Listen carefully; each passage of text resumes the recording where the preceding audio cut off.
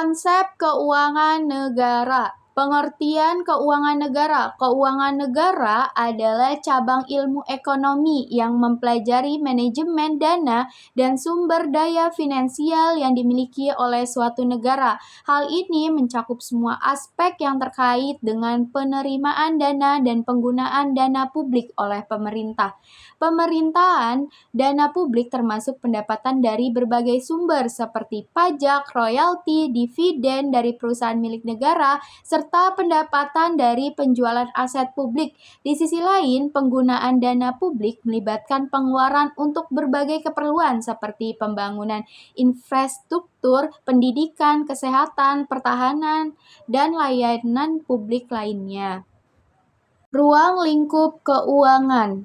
Ruang lingkup keuangan negara mencakup berbagai aspek yang berkaitan dengan pengelolaan dana dan sumber daya finansial oleh pemerintah suatu negara. Hal ini meliputi pendapatan publik yang mencakup semua sumber pendapatan seperti pajak, royalti, dan dividen. Selain itu, pengeluaran publik termasuk dalam ruang lingkup ini yang mencakup pengeluaran untuk infrastruktur, pendidikan, kesehatan, dan layanan publik lainnya. Perencanaan dan alokasi dana dalam anggaran negara ini menjadi bagian penting bersama dengan kebijakan fiskal yang mencakup kebijakan terkait pajak, subsidi, dan pengeluaran stimulus. Manajemen utang publik termasuk pengelolaan utang dan audit keuangan juga merupakan bagian integral dari ruang lingkup keuangan negara. Keseluruhan, pengelolaan keuangan negara yang baik diharapkan dapat menciptakan stabilitas ekonomi dan meningkatkan kesejahteraan masyarakat secara keseluruhan. Sumber pendapatan negara. Sumber pendapatan negara adalah beragam dan dapat bervariasi antara satu negara dengan negara lainnya. Beberapa sumber pendapatan negara yang umum meliputi 1.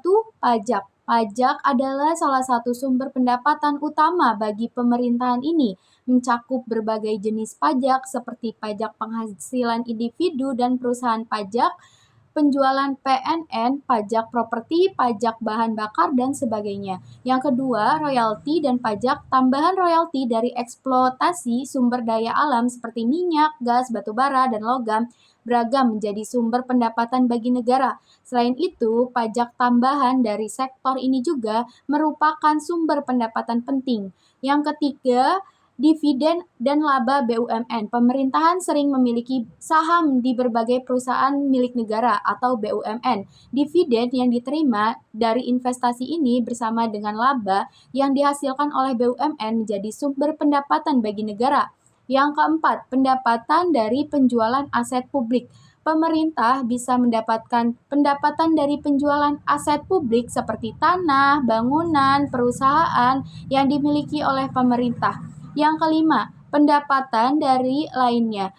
Ini meliputi berbagai sumber pendapatan lainnya seperti denda, penerimaan dari lelang hak eksplorasi atau frekuensi, spektrum biaya pelayanan publik, dan sebagainya.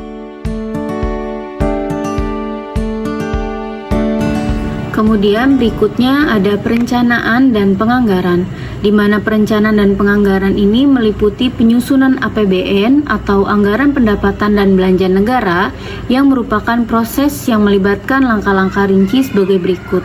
Yang pertama adalah perencanaan awal, di mana pada tahap ini pemerintah melakukan analisis mendalam terkait situasi-situasi ekonomi, sosial, dan politik secara menyeluruh untuk menentukan prioritas kebijakan yang akan dijalankan dalam 1 tahun anggaran. Kemudian yang kedua adalah proses pengumpulan data, di mana setelah menetapkan prioritas kebijakan, pemerintah mengumpulkan data terkait dengan pendapatan dan belanja negara yang akan diperkirakan dalam APBN. Data ini mencakup estimasi pendapatan dari berbagai sumber seperti pajak, royalti, dividen, serta proyeksi belanja untuk program-program pemerintah. Kemudian, yang ketiga adalah perencanaan dan pembahasan. Berdasarkan data yang terkumpul, pemerintah merencanakan alokasi anggaran untuk berbagai program dan kegiatan sesuai dengan prioritas yang telah ditetapkan. Proses perencanaan ini melibatkan pembahasan antara berbagai lembaga pemerintah, kementerian, dan lembaga terkait untuk memastikan kesesuaian dengan visi dan misi pemerintah. Kemudian yang keempat adalah penyusunan rancangan APBN.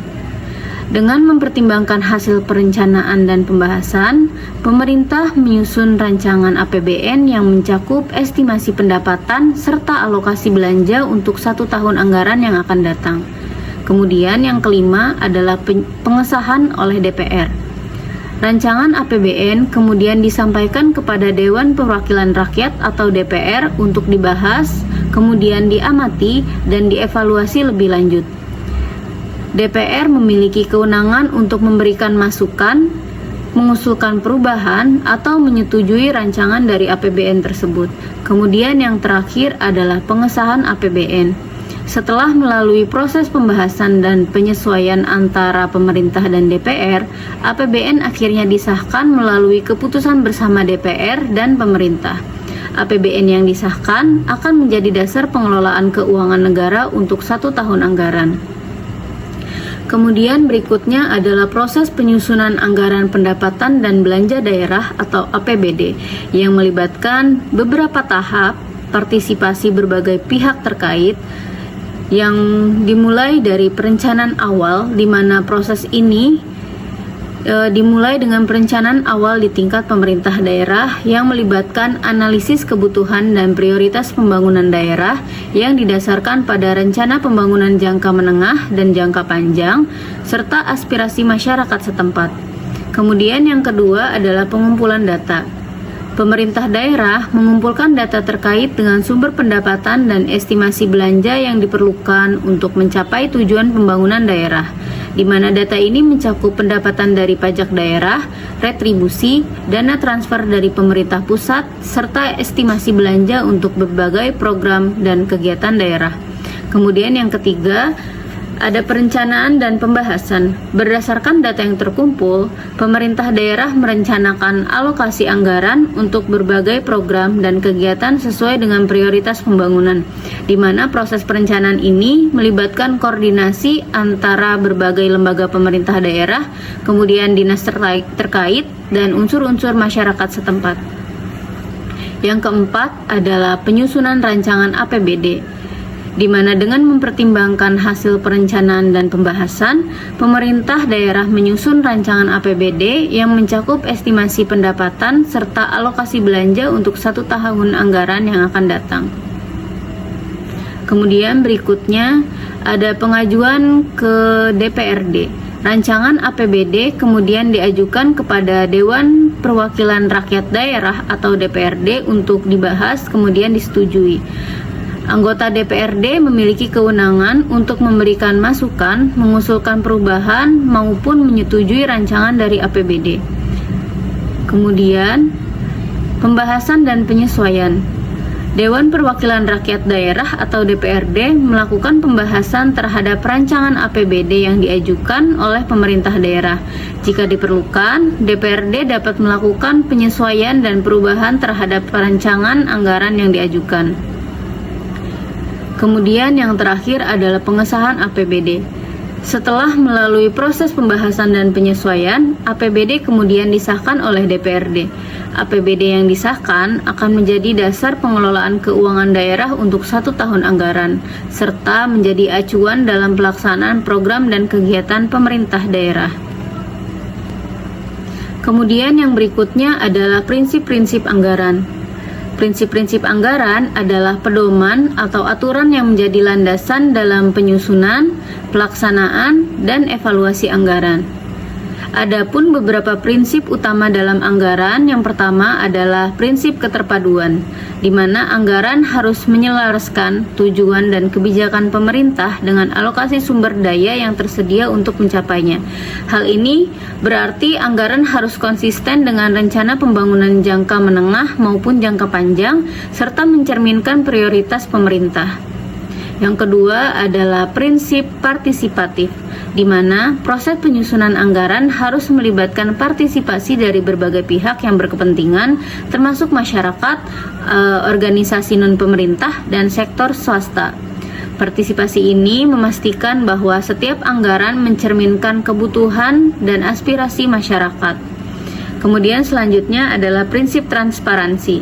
Proses penyusunan dan pelaksanaan anggaran harus transparan, yang berarti informasi terkait dengan anggaran harus mudah diakses dan dimengerti oleh publik. Hal ini mencakup publikasi rencana anggaran, laporan keuangan, dan evaluasi kinerja secara terbuka. Kemudian yang keempat adalah prinsip akuntabilitas, di mana pemerintah bertanggung jawab untuk menjelaskan penggunaan dana publik kepada publik dan lembaga-lembaga pengawas.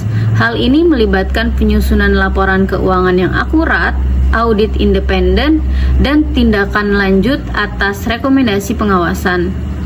Yang kelima adalah prinsip fleksibilitas.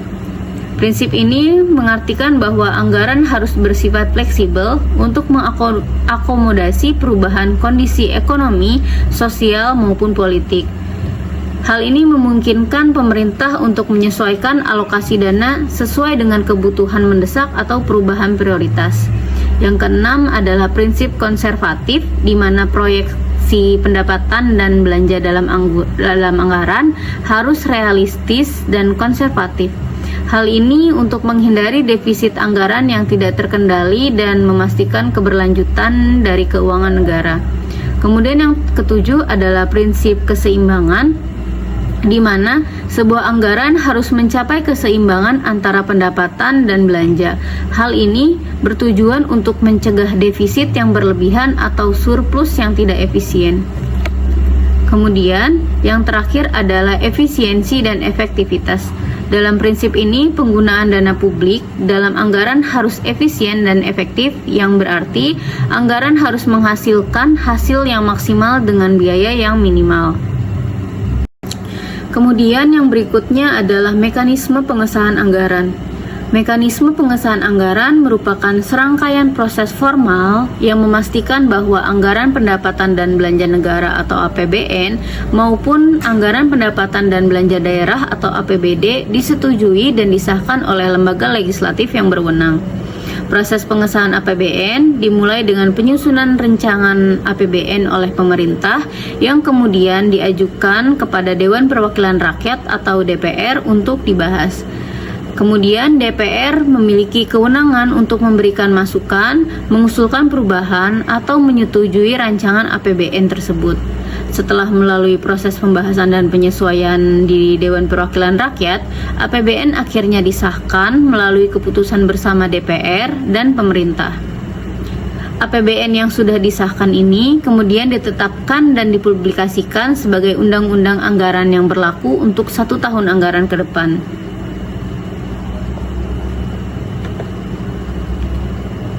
Sementara itu, proses pengesahan APBD dimulai dengan penyusunan rancangan APBD oleh pemerintah daerah yang kemudian diajukan kepada Dewan Perwakilan Rakyat Daerah atau DPRD untuk dibahas. Kemudian DPRD ini memiliki kewenangan untuk memberikan masukan, mengusulkan perubahan maupun menyetujui rancangan APBD tersebut. Setelah melalui proses pembahasan dan penyesuaian di DPRD, APBD disahkan dan ditetapkan sebagai anggaran pendapatan dan belanja daerah yang berlaku untuk 1 tahun anggaran ke depan. Kemudian, proses pengesahan anggaran ini sangat penting untuk memastikan bahwa kesesuaian antara alokasi sumber daya dengan prioritas kebijakan pemerintah, serta untuk memastikan akuntabilitas dan transparansi dalam pengelolaan keuangan negara maupun daerah.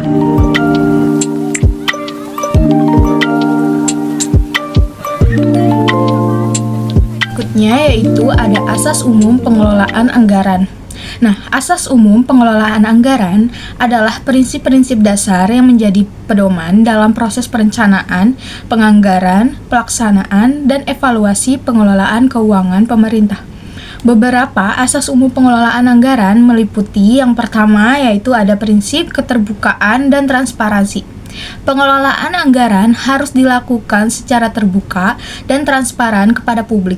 Hal ini mencakup publikasi informasi terkait rencana anggaran, pelaksanaan anggaran, dan laporan keuangan secara berkala. Yang kedua yaitu ada prinsip akuntabilitas. Pemerintah bertanggung jawab untuk menjelaskan dan mempertanggungjawabkan penggunaan dana publik kepada publik dan lembaga-lembaga pengawas. Hal ini mencakup penyusunan laporan keuangan yang akurat, audit independen, dan tidak lanjut atas rekomendasi pengawasan. Nah, yang ketiga yaitu prinsip keterpaduan dan konsistensi.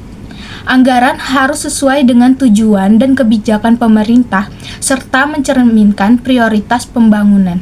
Selain itu, anggaran juga harus konsisten dengan rencana pembangunan jangka menengah dan jangka panjang. Yang keempat yaitu ada prinsip efisiensi dan efektivitas. Pengelolaan anggaran harus dilakukan secara efisiensi dan efektif untuk mencapai hasil yang optimal dengan penggunaan sumber daya yang tersedia. Hal ini mencakup pemilihan program dan kegiatan yang tepat, serta menggunakan sumber daya yang efisien. Yang kelima yaitu ada prinsip keadilan dan kesetaraan. Pengelolaan anggaran harus memperhatikan prinsip keadilan dan kesetaraan dalam alokasi sumber daya, sehingga setiap kelompok masyarakat dapat merasakan manfaat dari pengelolaan anggaran yang adil dan merata. Yang keenam yaitu ada prinsip kepastian hukum. Pengelolaan anggaran harus mematuhi peraturan perundang-undangan yang berlaku dan memberikan kepastian hukum bagi setiap kegiatan yang dilakukan oleh pemerintah. Nah, yang ketujuh ada prinsip kemandirian dan ketergantungan. Pengelolaan anggaran harus dilakukan secara mandiri oleh pemerintah, namun tetap memperhatikan ketergantungan terhadap sumber pendanaan yang berasal dari penerimaan pajak, non-pajak, serta dana transfer dari pemerintah pusat. Berikutnya yaitu pelaksanaan anggaran. Pengelolaan penerimaan negara adalah bagian vital dari sistem keuangan suatu negara. Proses ini mencakup pengumpulan dan pengelolaan pendapatan yang diperoleh oleh pemerintah dari berbagai sumber. Salah satu sumber pendapatan utama adalah pajak yang mencakup berbagai jenis seperti pajak penghasilan, pajak pertambahan nilai atau PPN, dan pajak bumi dan bangunan atau PBB. Selain itu, pemerintah juga memperoleh pendapatan dari retribusi yang merupakan bayaran atas pelayanan atau pemanfaatan fasilitas yang disediakan oleh pemerintah kepada masyarakat. Nah, yang selanjutnya pengelolaan pengeluaran merupakan proses penting dalam administrasi keuangan pemerintah yang melibatkan perencanaan, alokasi, dan penggunaan dana untuk mendukung berbagai program dan kegiatan. Tahap awal dalam pengelolaan pengeluaran adalah perencanaan yang cermat, di mana pemerintah menganalisis kebutuhan dan menetapkan prioritas untuk merumuskan rencana pengeluaran yang efektif. Selanjutnya, alokasi dana dilakukan dengan mempertimbangkan prioritas tersebut, yang biasanya dilakukan berdasarkan sektor-sektor tertentu seperti pendidikan, kesehatan, infrastruktur, dan lain-lain. Berikutnya yaitu pengawasan dan pertanggungjawaban. Nah, mekanisme pengawasan keuangan negara melibatkan serangkaian proses dan lembaga yang bertugas untuk memantau, mengevaluasi, dan memastikan kepatuhan terhadap peraturan dalam pengelolaan keuangan pemerintah. Beberapa elemen penting dari mekanisme pengawasan keuangan negara termasuk yaitu yang pertama ada lembaga pengawasan dan audit. Lembaga seperti Badan Pemeriksa Keuangan atau BPK atau lembaga audit independen lainnya memiliki peran utama dalam melakukan audit terhadap keuangan negara. Mereka melakukan pemeriksaan terhadap laporan keuangan pemerintah untuk memastikan keakuratan, kepatuhan, dan efektivitas dalam pengelolaan dana publik. Nah, yang kedua yaitu ada Komisi Keuangan dan Anggaran. Komisi Keuangan dan Anggaran di Parlemen memiliki peran dalam mengevaluasi dan menyetujui rencana anggaran serta memantau pelaksanaannya. Mereka bertanggung jawab untuk menilai kebijaksanaan anggaran, kinerja keuangan pemerintah, dan efektivitas penggunaan dana publik. Nah, yang ketiga ada pengadilan akuntabilitas keuangan negara. Beberapa negara memiliki lembaga khusus yang bertugas untuk menangani kasus-kasus pelanggaran keuangan negara. Pengadilan akuntabilitas keuangan negara memproses dan menindaklanjuti temuan-temuan dari lembaga audit terkait dengan dugaan pelanggaran hukum atau kebijaksanaan dalam pengelolaan keuangan negara. Nah, yang keempat yaitu unit pengelolaan dan pengawasan internal. Di dalam pemerintah, terdapat unit-unit internal yang bertanggung jawab untuk melakukan pengelolaan dan pengawasan internal terhadap keuangan pemerintah. Mereka memastikan bahwa prosedur dan peraturan terpenuhi dalam pengelolaan dana publik dan memberikan rekomendasi perbaikan jika diperlukan. Nah, yang kelima yaitu ada transparansi dan akuntabilitas publik.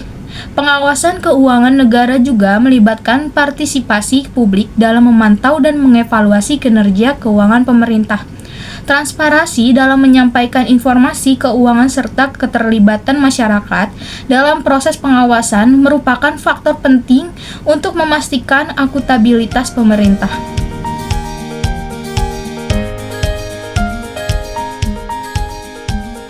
Selanjutnya yaitu peran Badan Pemeriksa Keuangan.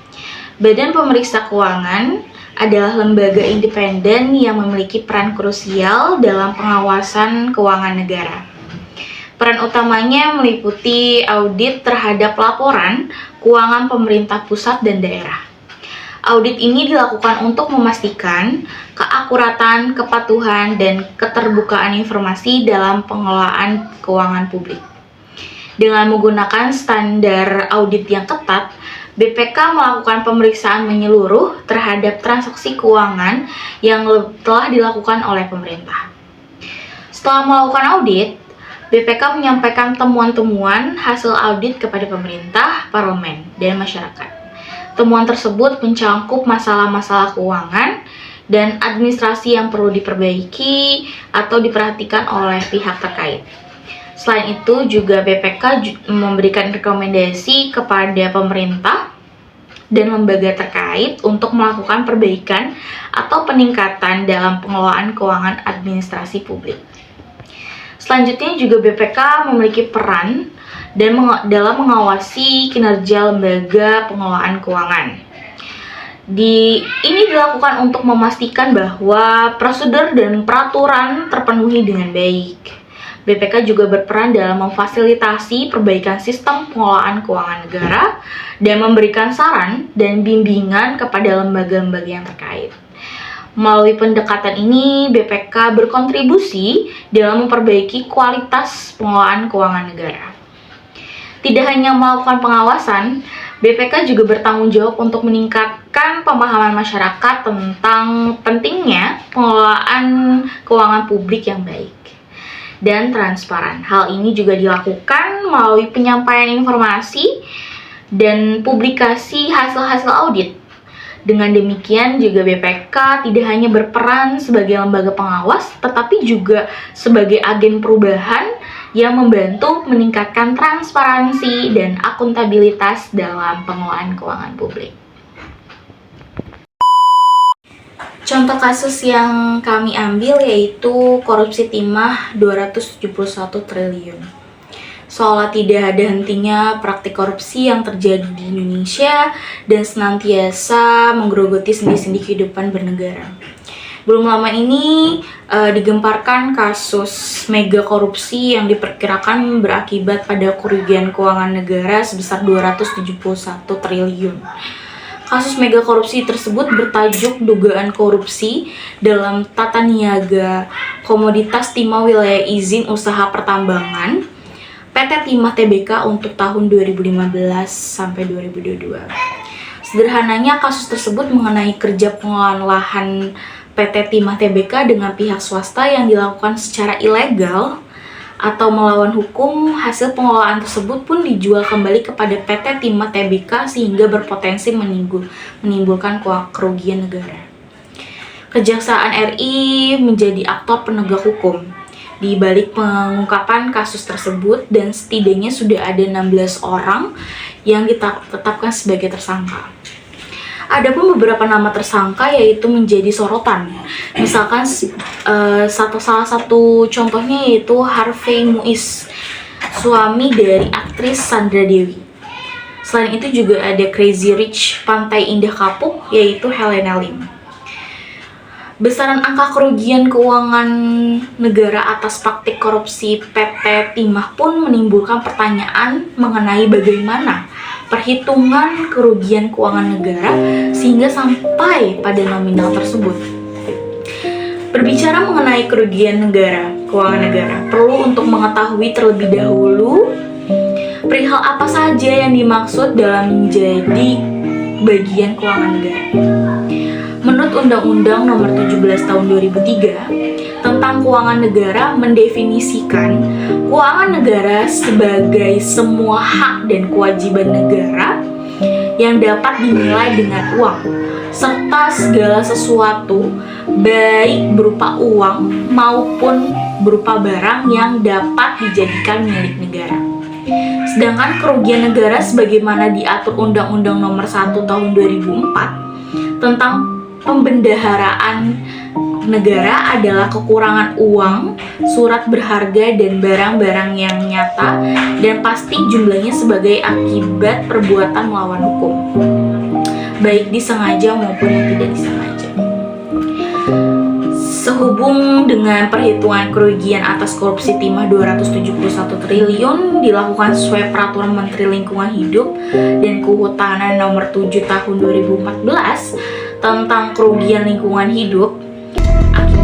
Perkara dugaan korupsi pengelolaan timah pada wilayah izin usaha pertambangan PT Timah Tbk tahun 2015 hingga 2022 dinilai merugikan negara sebesar 271 triliun rupiah.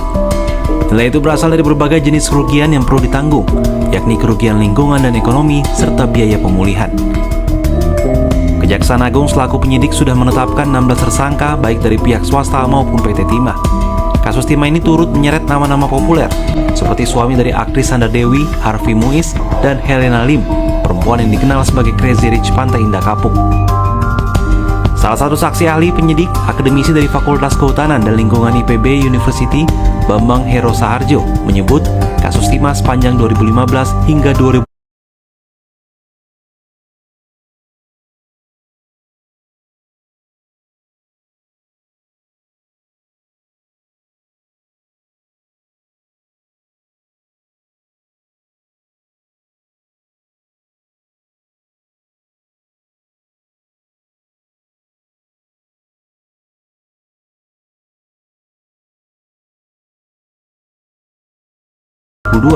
telah menyebabkan kerugian 271 triliun rupiah. Jumlah itu terdiri dari kerugian lingkungan 157,83 triliun rupiah, kerugian ekonomi lingkungan 60,27 triliun rupiah, dan biaya pemulihan lingkungan 5,25 triliun rupiah. Selain itu ada pula kerugian di luar kawasan hutan sekitar 47,7 triliun rupiah. Penghitungan kerugian dilakukan sesuai Peraturan Menteri Lingkungan Hidup dan Kehutanan Nomor 7 Tahun 2014 tentang kerugian lingkungan hidup akibat pencemaran dan atau kerusakan lingkungan hidup. Sementara itu data berupa letak, luas, hingga koordinat dari lokasi tambang milik perusahaan didapatkan saksi ahli dari penyidik. Dengan bekal itu, tim ahli merekonstruksi kejadian pada tahun 2015 hingga 2022 menggunakan bantuan citra satelit untuk memantau luas bukaan tambang serta arah pergerakan lokasi tambang. Sejauh ini penyidik Kejagung telah memeriksa 172 orang saksi untuk mendalami kasus dugaan korupsi pengelolaan timah tambang milik PT Timah tahun 2015 hingga 2022. Penyidik sudah menetapkan 15 orang tersangka dugaan korupsi serta 1 orang tersangka kasus perintangan penyidikan dalam perkara yang berkaitan dengan tata kelola tambang timah tersebut. Harvey Muiz merupakan tersangka ke-16 dalam kasus tersebut. Kebanyakan amputasi, bukan potong rima, dorang datang potong janji. Ada kusu-kusu, dorang main tanah lapang, manis dalam muka tapi tajam di belakang. Gali ilmu dalam-dalam, kalah sama orang dalam.